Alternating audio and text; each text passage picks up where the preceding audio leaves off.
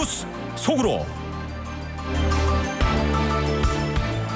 제롬 파월 연준 의장이 오늘 아침에 이 통화 정책을 조정할 시기가 도래했다라면서 다음 달 금리 인하를 강하게 시사했습니다. 그러나 시장이 촉각을 곤두세우고 있는 인하 속도에 대해서는 앞으로 경제 여건에 따라 결정하겠다면서 0.5%포인트를 내리는 이른바 빅컷 가능성도 배제하지 않았습니다. 민주당 전당대회가 나흘간의 일정을 끝으로 어제 시카고에서 막을 내렸습니다. 카멜라 해리스 부통령은 대선 후보 수락 연설을 통해서 정치적 견해와 상관없이 모든 국민을 통합하고 상식을 가진 국민을 위해 싸우며 강력한 중산층을 복원하는 대통령이 되겠다라고 약속했습니다. 봉화식 기자. 안녕하십니까. 제롬 파월 연준 의장이 오늘 아침 이 통화 정책을 조정할 시기가 다가왔다라면서 다음 달 9월에 이 금리 인하를 강하게 시사를 했네요. 네, 파월 의장이 조금 전에 와이오밍주의 잭슨홀에서 경제정책 심포지엄을 가졌는데 이 자리에서 기조 연설을 끝마쳤습니다. 여기서 그동안 시장이 촉각을 곤두세우고 기다렸던 금리 인하 속도에 대해서 앞으로의 경제 여건 변화에 따라서 결정하겠다. 그리고 0.5%포인트 오르는 빅컷 가능성까지 배제하지 않았습니다. 몇 년 동안의 고금리 정책을 중단하겠다는 아주 확고한 선언인 셈이었습니다. 정책 방향이 분명하고 인하 시기와 속도가 앞으로 들어오는 데이터 그리고 변화하고 있는 경제 전망 또 위험 균형에 따라서 파이널 디시전이 결정될 것이라고 얘기했는데요. 파월 의장이 본 물가 상황이 지금 인플레이션은 현재 연준 목표에 매우 가까워졌다 이렇게 평가했고 목표 수준인 인플레가 2%로 안정적으로 복귀할 것이라는 나의 확신이 커졌다 이렇게 자평하기도 했습니다.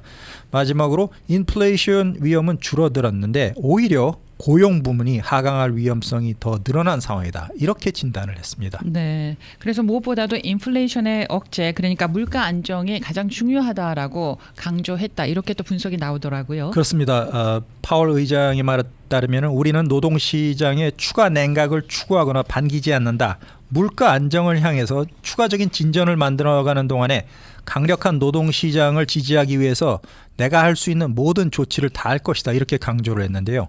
최근에는 아까 말씀드린 대로 인플레는 다소 진정 기미를 보이고 있습니다.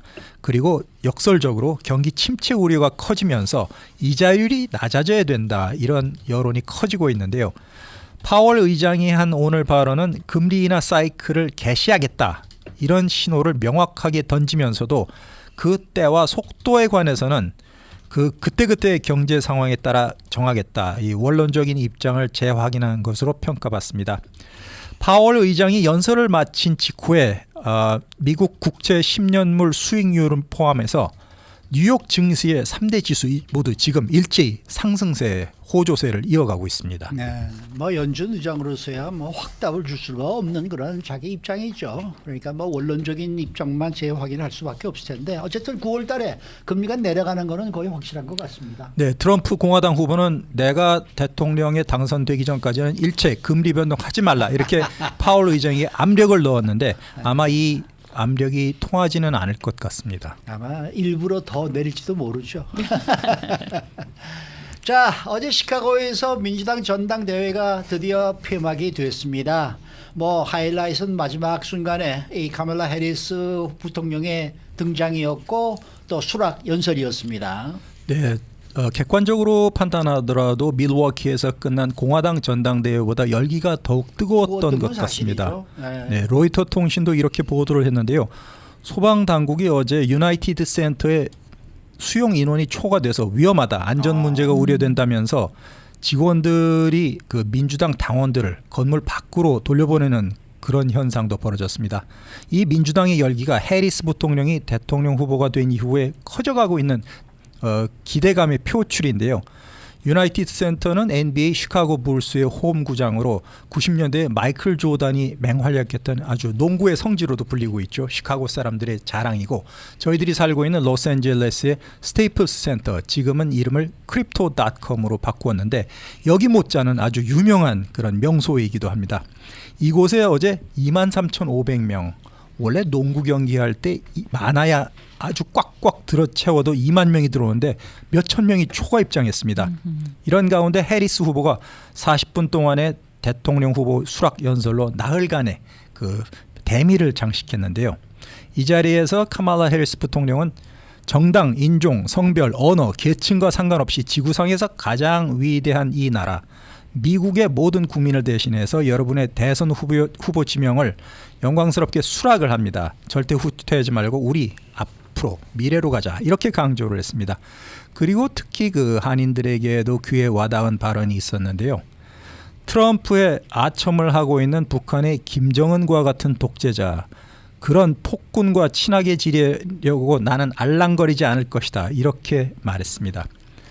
트럼프가 응원을 하고 조작하기 쉽다는 것을 잘 아는 김정은과 같은 북한의 폭군 독재자와 가까이 절대 나는 다가가지 않을 것이다 이렇게 약속을 했습니다. 트럼프는 4년간의 대통령 재임 기간에 북한과 한 번도 아니고 2번이나 아시아에서 핵 관련 정상회담을 가졌죠. 그리고 지금도 유세 때마다 김정은과의 친분을 되풀이해서 과시를 하고 있습니다. 11월 선거에서 이겨서 내년 1월 달에 두 번째로 다시 집권을 하게 되면 미국과 북한과의 대화를 다시 재개하겠다 이런 그 언지를 많이 시사하고 있습니다. 그렇기 때문에 해리스 후보는 어저께 김정은 같은 독재자들은 트럼프가 자신의 책임을 묻지 않을 것이라는 사실을 너무나 잘 알고 있다. 그렇기 때문에 트럼프 본인도 독재자가 되고 싶어한다. 이렇게 비판을 했습니다. 그렇지만 해리스 후보는 나는 민주주의와 폭정 사이의 끊임없는 투쟁 속에서 미국이 어떤 위치에 있는지 잘 알기 때문에 대통령으로서 미국의 안보와 이상을 수호하는데 흔들림이 없을 것이다. 트럼프와는 다른 외교 정책을 취할 것이다. 이렇게 아주 강조를 했습니다. 결국 그 마지막으로 미국을 하나로 통합하고 경청하고 이끄는 대통령이 되겠다. 이렇게 약속하면서 연설을 끝마쳤습니다. 네, 그 연설에서요. 본인이 자신이 다양성을 지닌 중산층이다. 이 부분을 특히 많이 강조했더라고요. 네, 그렇습니다.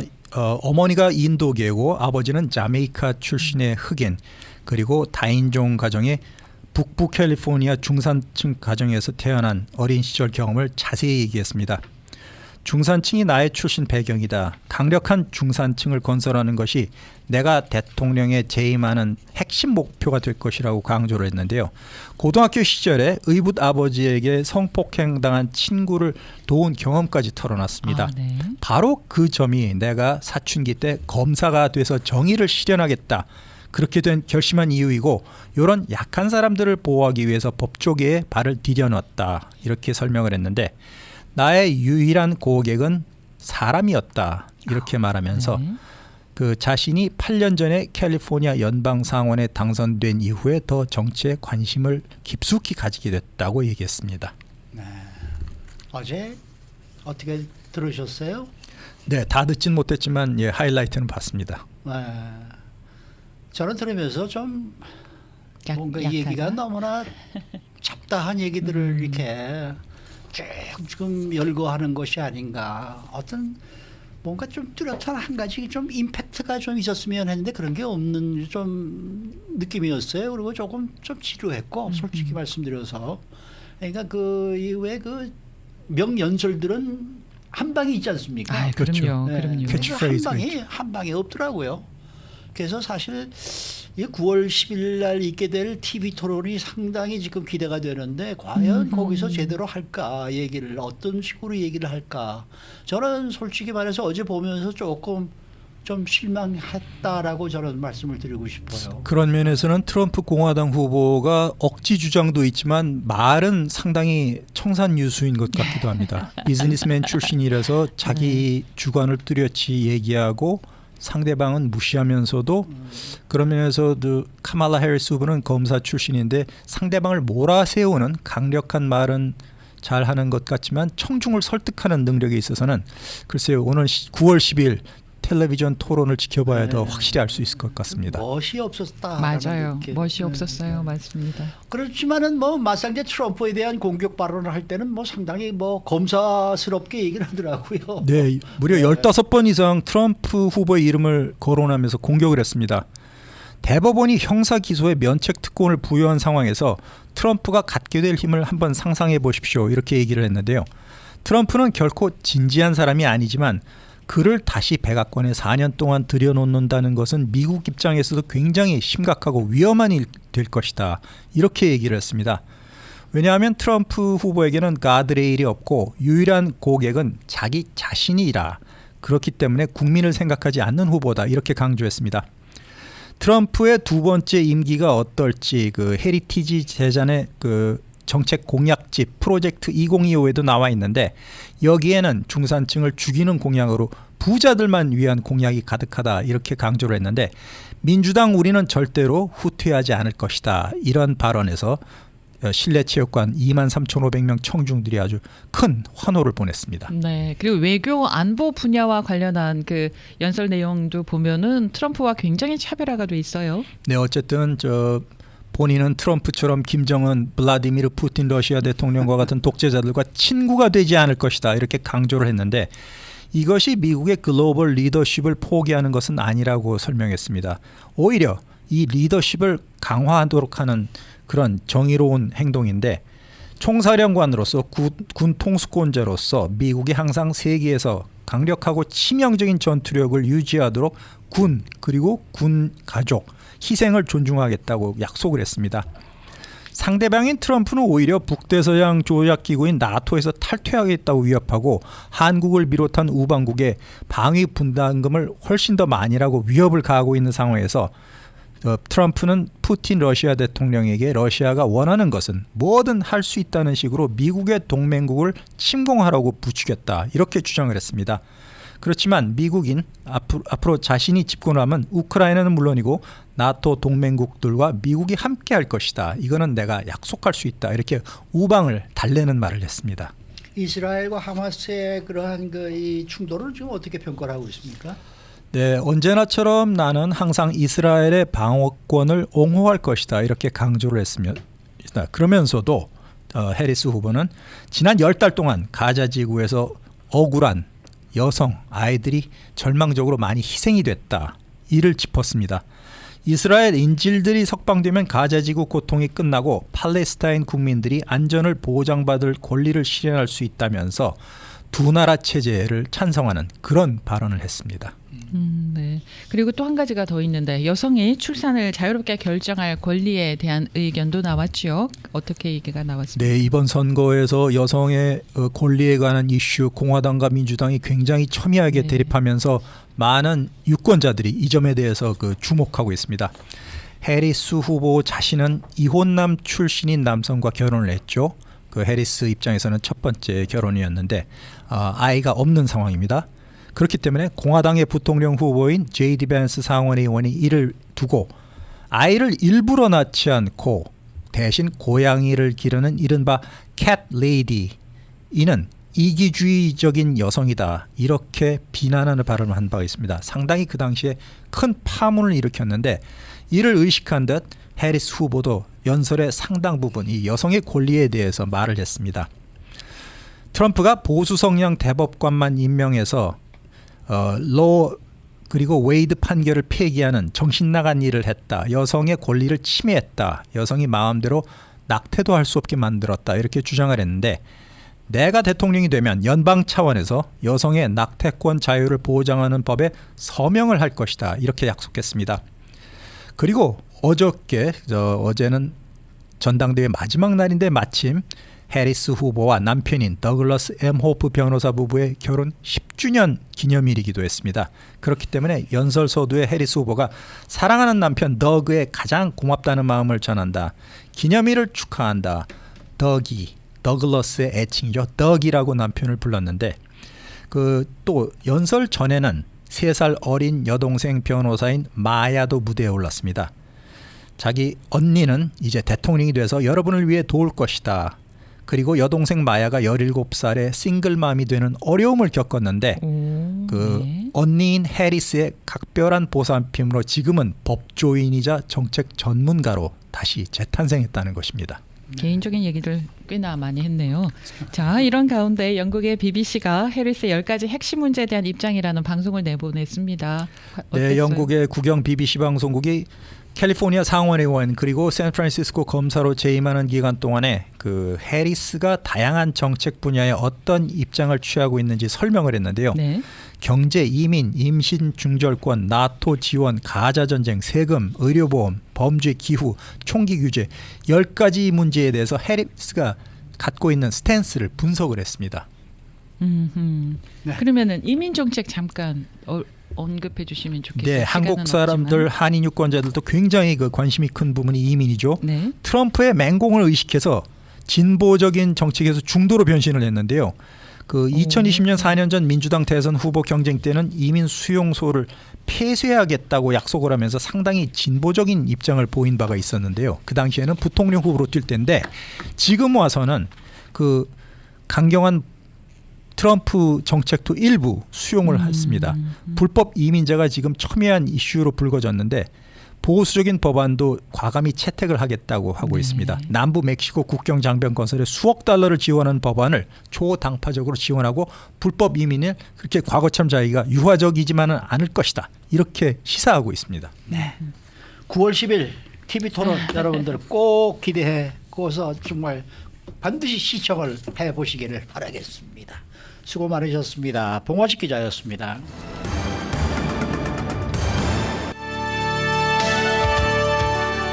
이슈 투데이. 네, 문화평론가 문선영 씨 함께합니다. 어서 오십시오. 안녕하세요. 반갑습니다. 문선영입니다. 네. 네, 서울에서 댓글 남겨주신 분이 계시는데요. 서울에서요? 네, 문선영님 어서 오세요. 서울에서 뜬 눈으로 이 시간만 기다리고 있습니다라고 미보이님께서 댓글 달아주셨습니다. 지난주에 안 나오셔서 네. 상당히 기다리시는 분이 많았어요. 죄송합니다. 제가 지난주에 그 애틀란타 조지아에 출장 갔다 나흘 오셨- 동안 출장 다녀오느라고 네. 도저히 시간을 맞출 수가 없더라고요. 네. 오늘 죄송합니다. 준비해 주신 얘기가 바로 이 에일리언 영화네요. 그렇죠. 이게 도대체 몇 번째 지금 저희 속편이에요? 1979년도가 1편이 나왔으니까 그럼요. 벌써 27년, 28년 그렇게 되는 거죠. 그런데 지금 9편, 아 이번에 그 편? 9편째구나. 네, 9편입니다. 네. 참 많이도 울고먹네.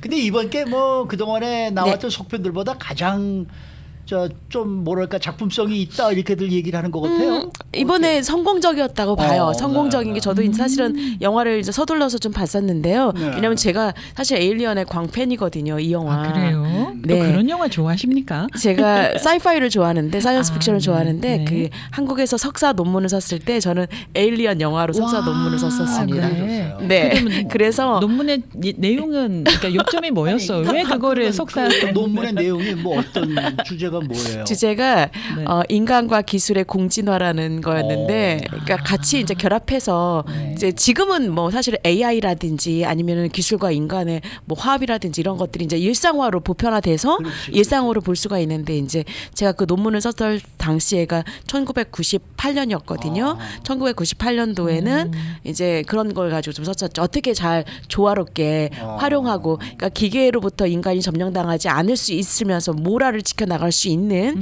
휴머니티를 유지할 수 있을 것인가, 이제 그것을 그 에일리언 영화를 통해서 제가 이제 분석하는 그런 논문을 썼었는데 그 정도로 제가 이 에일리언의 팬이다 일단은. 그래서 저도 서둘러 봤었죠. 그리고 사실 이걸 개봉한다고 했을 때 저는 트레일러를 극장에서 봤었는데 정말 환호성이 나오더라고요.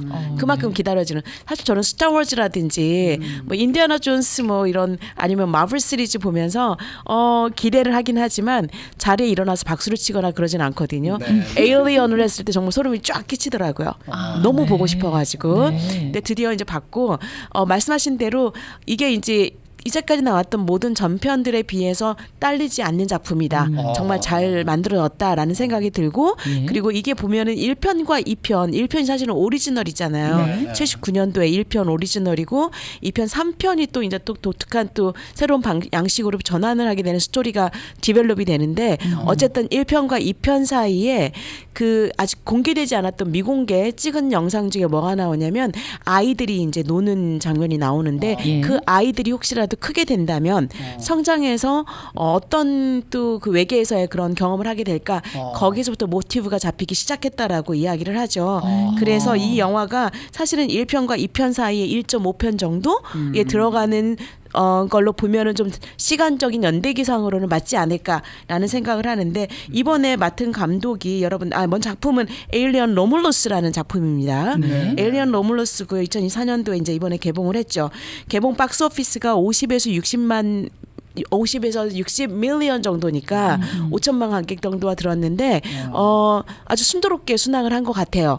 왜냐하면 보통 뭐 박스오피스에 대박을 쳤다 그러면 우리들이 얘기할 때 뭐 200 밀리언 정도까지 얘기를 하거든요. 네. 그런데 뭐 이거는 프랜차이즈화된 작품이긴 하지만 여러분들 아시다시피 배우가 뭐 예를 들어서 톰 크루즈가 나온다라든지 뭐 이런 잘 알려있는 배우들이 나온 게 아니라 신인 배우들, 어린 배우들을 기용을 했거든요. 그래서 이런 면에서 봤을 때 정말 잘했다고 생각을 하고 그 페드 알페르즈라는 감독 자체가 이제 스페니쉬 쪽의 감독인데 이 감독이 한 46세 정도밖에 되지 않아요. 사실 굉장히 나이가 젊은 감독이에요. 그런데 굉장히 스타일리시하고 약간 다크한 그런 드라마, 추격물이라든지 추리물 이런 쪽으로 연출을 좀 잘했고 Girl in the Spider Web이라는 작품 2018년도에 사실 흥행을 좀 해서 작품성을 인정받은 감독이거든요. 근데 이 작품 보니까 저는 만족했었어요. 1편에 대한 어떤 오마주 그야말로 내가 이런 작품들에 대해서 내가 존경심을 표현한다라고 해서 그 표현들의 양식들을 많이 빌려오면서도 네. 동시에 새로운 세계의 제너레이션의 그런 스토리들이 다 담겨 있는 거예요. 그 우리가 기억했던 시고니버 같은 그런 전사들 그리고 많은 그런 그 당시에 이제 우리가 기억했던 처음으로 외계 생물과 맞닿은 그 우주 전사들 파일럿들이 아니라 정말 순수한 민간인들이 그 다음 세대로서 어떻게 그 외계의 생물과 에일리언과 조우하게 되는가 그런 이야기들이 저는 정말 잘 녹아들었다라고 생각을 합니다. 네.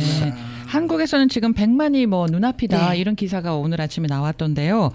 그 로뮬루스라는 말이 어떤 의미인가요? 영화의 제목이 어떤 의미를 갖고 있어요? 저도 좀 찾아봤었어요. 그랬더니 예. 원래 그게 원이 뭐 로마인이라는 뜻이라고 하더라고요. 네. 그러니까 로마인이라는 뜻인데 제가 볼 때는 이제 어느 정도 임페리얼을 구축했던 그 전성기이지 않습니까? 네네. 이 스토리 자체가 이건 이제 저의 평가이기 때문에 여러분 다시 한번 또 검색을 좀 해보시고 영화를 보시면서 좀 보셔야 될 것 같은데 그야말로 다른 식민지에서 살고 있는 젊은 사람들이 주인공이거든요. 햇볕이 0시간이에요. 햇볕이 드는 게 그 전혀 행성에서. 없어요. 오. 그러면서 인공 햇볕이라든지 이런 거에 대한 갈망을 하면서 노동자 계급에서 노동을 이제 유지하면서 다른 행성으로 이주할 것을 꿈꾸는 젊은이들이 이 영화의 주인공이란 말이죠.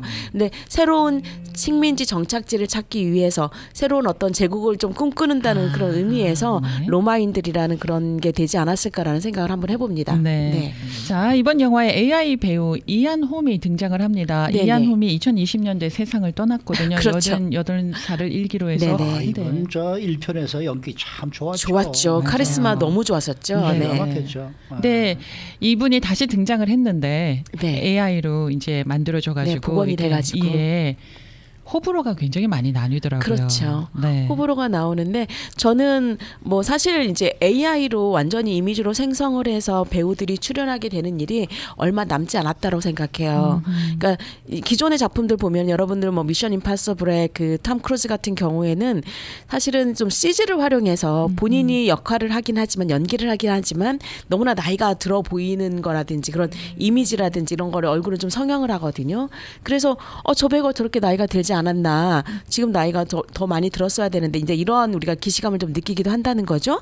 그런데 완전체로서 배우 자체가 사망한 배우를 다시 불러일으킨 여서 등장 인물로 만든 거는 사실은 이번이 이제 획기적인 작품이었기 때문에 좀 호불호가 많죠.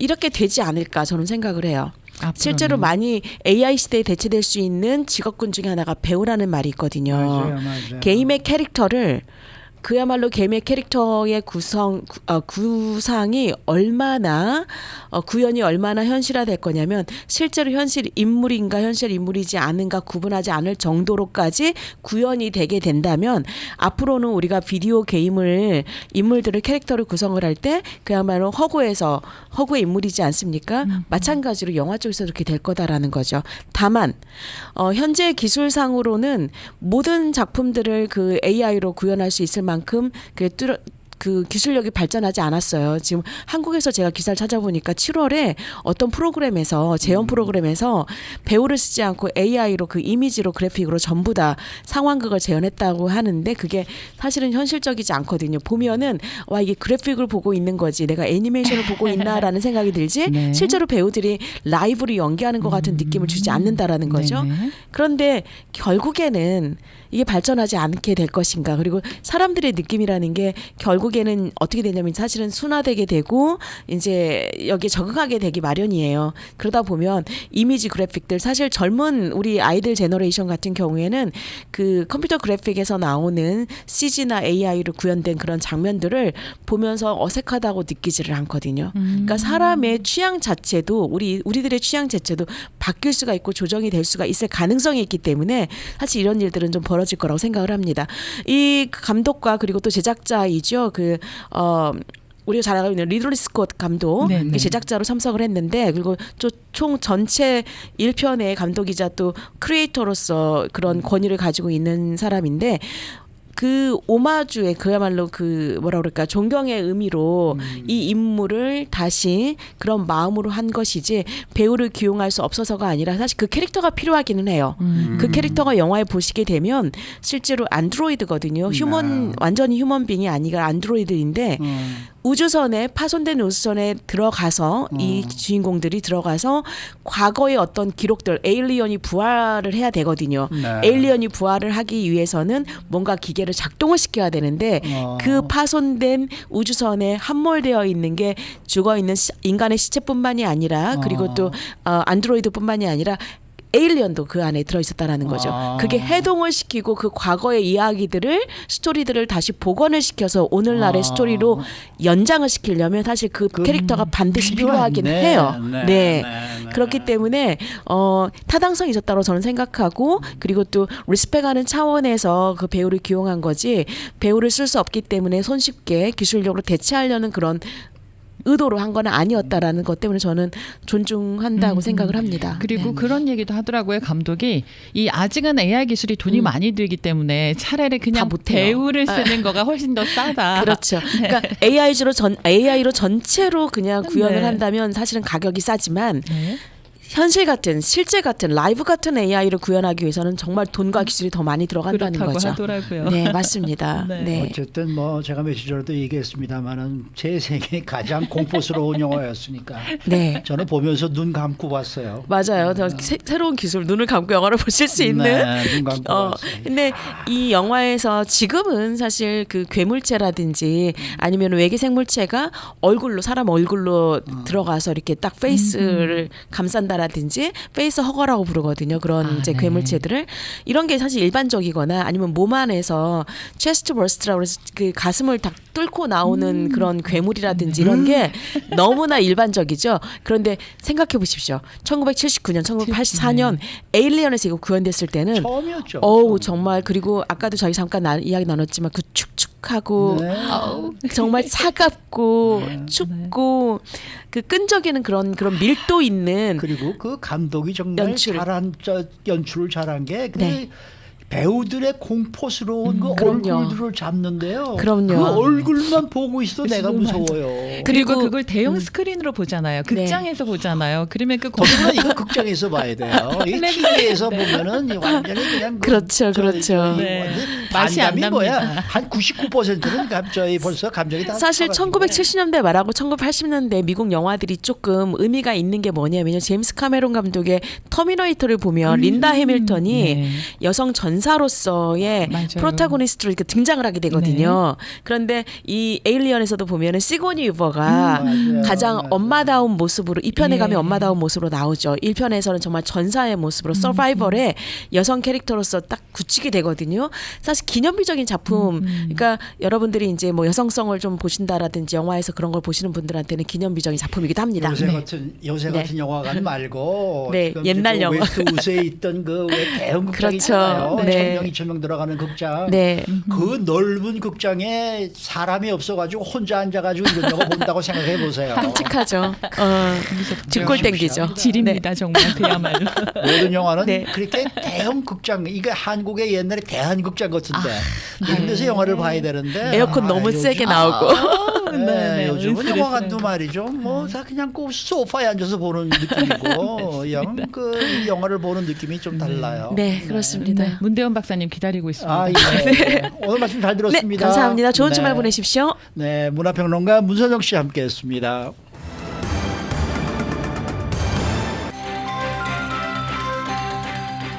데일리 브리핑. 네, 매주 금요일 데일리 브리핑에서는 저희 주말 방송 위클리 매거진을 진행하시는 문대원 박사 함께합니다. 문 박사님. 안녕하세요. 네. 이 USC 대학 풋볼을 전국 챔피언에 2번이나 이끌었었고 로즈볼에서도 4번이나 우승을 했던 명코치죠. 이 핏 캐롤. 이분이 지금 USC 캠퍼스로 돌아온다라는 보도가 나왔네요. 네, 그렇습니다. 이번 주에 나왔는데 USC의 풋볼 코치로 오는 게 아니고 지금 링컨 라일리 코치가 있으니까 아하. 풋볼 코치가 아니고 다른 임무를 띠고 USC로 돌아오는데 바로 교수님으로 돌아옵니다. 교수님으로. 네, 네. 프로페서 핏이라고 부르는데 이제 USC를 떠나간지 프로로 떠나갔지 않습니까? 그게 벌써 14년이 됐는데 다가오는 봄 학기부터 USC에서 어떤 것을 가르치는지 아직 디테일은 밝혀지지 않고 있는데요. 네. USC 대변인도 이것을 컨펌했어요. 어허. 그리고 이제 피 캐롤도 USC에 돌아오는 것을 마치 집에 오는 것 같다, 커밍 홈이라고 표현을 했는데 네. USC 재학 측도 아주 환영을 하면서요. 아무래도 얼마나 전적도 화려합니까? 이 리더로서 이 경험이나 풍부한 지식을 학생들에게 나누어 줄 것이라 그랬는데 이것도 사실 지난 1월에 시애틀 지역의 라디오 인터뷰에서 피 캐롤이 이것을 밝혔습니다. 그래서 USC에서 가르칠 것이 너무나 기대된다 그러면서 사실 2010년 USC를 떠났죠. 그래가지고 내가 그때 떠날 때 나는 영원히 USC에 머무를 줄 알았는데 이 NFL 팀에서 정말 내가 100% 컨트롤할 수 있는 이런 조건으로 나를 포섭해서 도저히 사양할 수가 없었다 이랬는데 이제 나이가 벌써 72살이네요. 근데 이제 USC로 교수님으로 돌아옵니다. 네. 그 2000년에요. USC에서 고용될 그때 당시에 첫 번째 순위에 들었던 후보가 아니래요. 첫 번째 절대 들었던 아니었죠. 네, 네. 그러다가 우연히 이제 코치를 맡게 됐다는 얘기를 들었어요. 그렇습니다. 이 본인 말에 의하면 내 인생이 늘 그래왔다 이렇게 얘기를 하는데 네. 사실 예전에 1994년에도 뉴욕 제츠의 헤드 코치였다가 해고됐고요. 그때도 경험이 부족하다는 이유였는데 그리고 1997년에도 그때 당시 뉴 잉글랜드 페이트리어트 헤드 코치를 하다가 여기서도 해고가 됐어요. 그 USC 고용 당시에도 이게 정말 첫 번째 초이스가 아니었다 그러면서 이런 것이 본인에게는 너무 익숙하다고 얘기를 합니다. 그러면서 사실 그 바로 전해 1999년에 USC가 5승 7패로 굉장히 부진하면서 그전 코치였던 폴 해켓을 해고했죠. 그리고 이제 코치를 찾던 중에 원래 USC가 추구하던 코치가 넘버원이 오레곤 스테이트의 데니스 에릭슨이었고 또 오레곤 대학의 마이크 벨러리였는데 두 사람 다 그 자리에 남기로 했고 그러다 이제 프로 쪽으로 눈을 돌려서 거기서도 첫 번째 초이스가 아니었어요. 네. 그때 당시 샌디에고 찰저스의 마이크 라일리가 첫 번째고 그리고 어떻게 보면 네 번째인데 핏 캐롤이 후보였던 셈입니다. 오, 그렇군요. 근데 이 코칭 경력은 사실 굉장히 길었지만은 USC 팬들 사이에서는 별로 그렇게 인기가 없었다 이런 얘기가 있어요. 사실 그랬었습니까?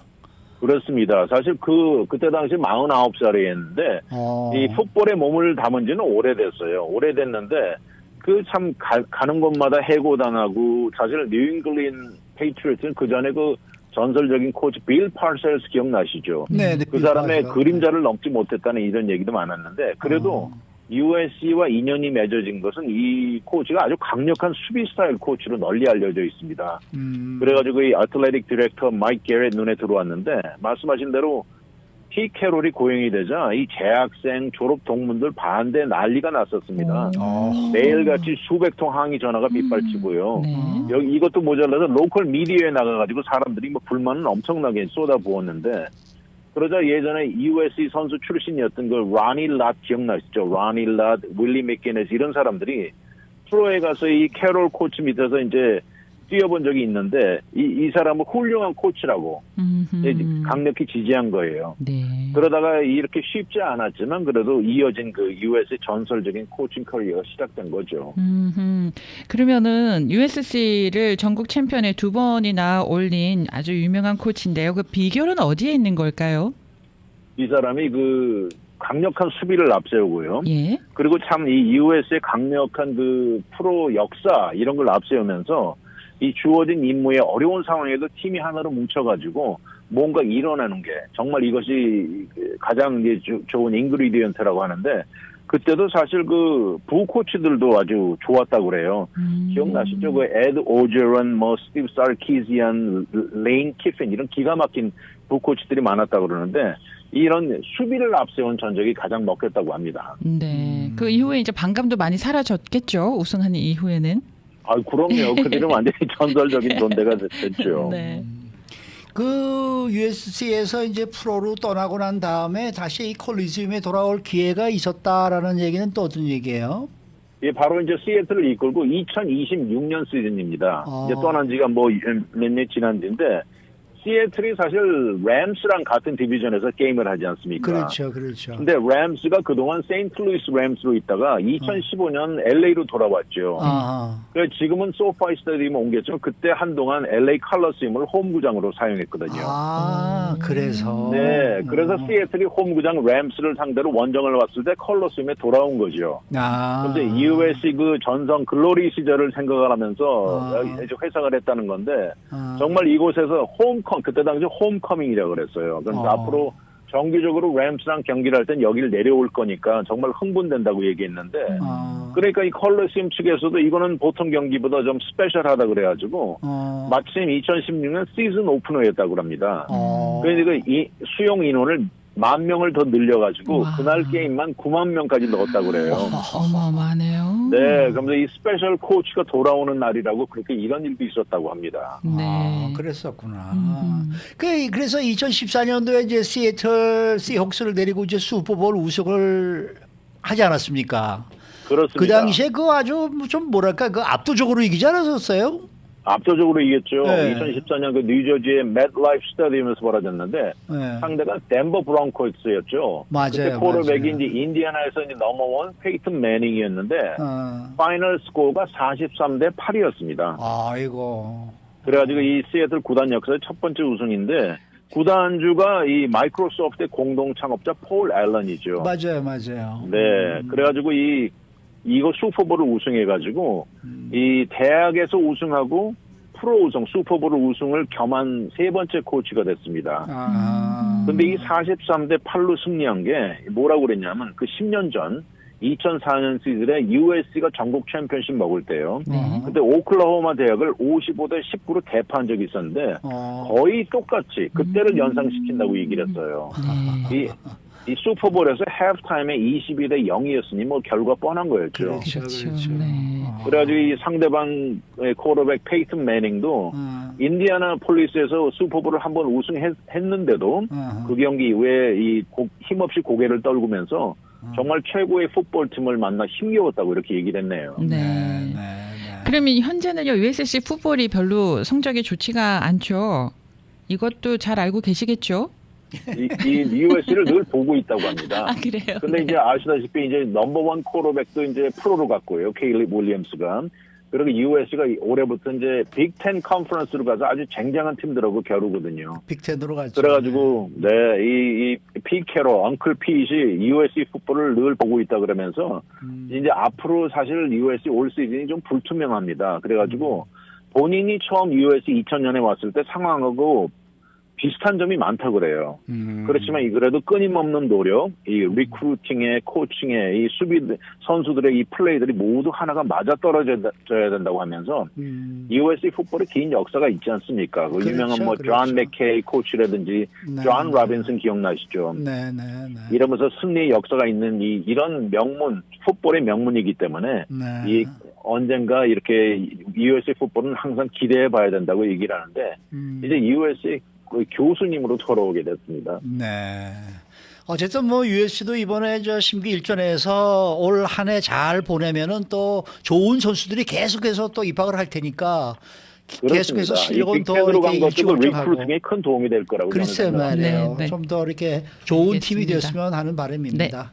오늘 말씀 잘 들었습니다. 네, 감사합니다. 네, 지금까지 문대원 박사 함께했습니다.